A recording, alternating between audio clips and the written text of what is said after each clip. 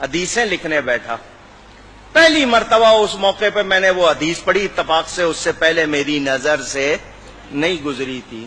موسیٰ علیہ السلام کی روایت ہے, اس میں سب سے بڑا گناہ کیا ہے؟ سب سے بڑا ہم سمجھتے ہیں کسی کو قتل کر دینا, غیبت کر دینا, زنا کر لینا, شراب پی لینا ہے, ہم تو اس کو سمجھتے ہیں. اس حدیث میں تھا سب سے بڑا گناہ یہ ہے ماں باپ بلائیں اور میں کہہ دوں میرے پاس ٹائم نہیں ہے. یہ سب سے بڑا گناہ. اور ہم نے یہ کتنی بار کیا ہوگا؟ ہم تو آرڈر چلاتے, ماں کو کہہ دیں گے صبح اتنے بجے مجھے ناشتہ چاہیے, میرے کپڑے چاہیے, میرے دوست آ رہے ہیں, یہ پکنا چاہیے. ماں یہ نوکر ہے. اگر باپ آپ کی کو کرے تو آپ کہتے تو نے کیا کیا, تیرے باپ نے بھی تو تیرے ساتھ کیا تھا. یوں آگے بات کرتے. یہ گھروں میں خرابیاں اسی لیے آئی ہیں کہ تربیت, پہلے جوائنٹ فیملی گھر مل کے رہتے تھے, دادا دادی نانا نانی سکھاتے تھے. اب الگ رہنا سکھانے والا ہو گیا ٹی وی, کیبل, کیا سیکھو گے؟ ماں باپ جیسی کوئی نعمت اگر ناراض کیا ہے تو کبھی کامیاب نہیں ہوو گے. اکثر لوگ آتے ہیں, مولانا صاحب بندش ہو گئی, کاروبار نہیں چل رہا. میں کہا جاؤ ماں باپ کو راضی کرو, اور جن کے ماں باپ دعائیں کرنے والے ہوں وہ کبھی پیچھے نہیں رہتے, وہ کبھی پیچھے.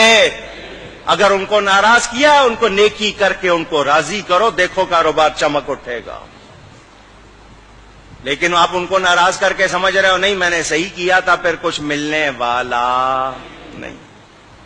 حضور صلی اللہ علیہ وسلم کا ارشاد بیہقی شریف میں حدیث موجود, فرمایا میں عشاء کی نماز پڑھ رہا ہوتا, میری ماں میرا نام لے کر بلاتی, میں نماز چھوڑ کر ماں کے پاس جاتا. کتنا بڑا پیغام میرے آپ کے لیے. موسیٰ علیہ السلام مزاج میں تیزی تھی, اونچی بول لیتے تھے. جب جاتے تھے کوہ طور پر کلام کرنے, ماں پیچھے مصلی بچھا لیتی تھی. یا اللہ میرے موسیٰ کے مزاج میں تیزی ہے, بات کرتے ہوئے آواز اونچی ہو جائے تو معاف کر دینا. نبی تھے وہ, معصوم. ماں ہوتی ہے, دعا کر رہی ہے, ماں کا انتقال ہو گیا. موسیٰ علیہ السلام طور پر گئے, غیب سے آواز آئی آج ذرا ہوش سے بات کرنا, پیچھے دعا کرنے والی نہیں بیٹھی. اب پہچانو ہمارے گھروں میں بے برکتی اسی لیے ہے کہ ہم نے ماں باپ کی قدر بلا دی. مگر ماں باپ بھی بڑے عجیب ہو گئے, انہوں نے اولاد کے حقوق نہیں پہچانے. آرڈر دیتے ہیں یا مارتے ہیں یا سختی کرتے ہیں یا ان کی جو ضروریات پوری نہیں کرتے, تربیت نہیں کرتے. دونوں کو ٹھیک ہونا پڑے گا. اولاد پر ماں باپ کے 6-7 حق ہیں, ماں باپ پر اولاد کے 80 سے زیادہ حقوق ہے.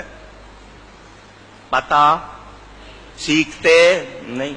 میری پوری تقریر اس موضوع پر بھی ہے, اس کی بھی ریکارڈنگ ہے, دیکھ لینا, سن لینا. پہچانو, کوشش کرو, اپنے معاشرے کو ٹھیک کرو. جہاں ماں باپ کی قدر نہیں ہوگی وہاں برکت. کتنے واقعات ہیں, عجیب واقعات. یہ واقعہ میں نے آپ کو کئی مرتبہ سنایا ہوگا, ایک بار پھر سن لو.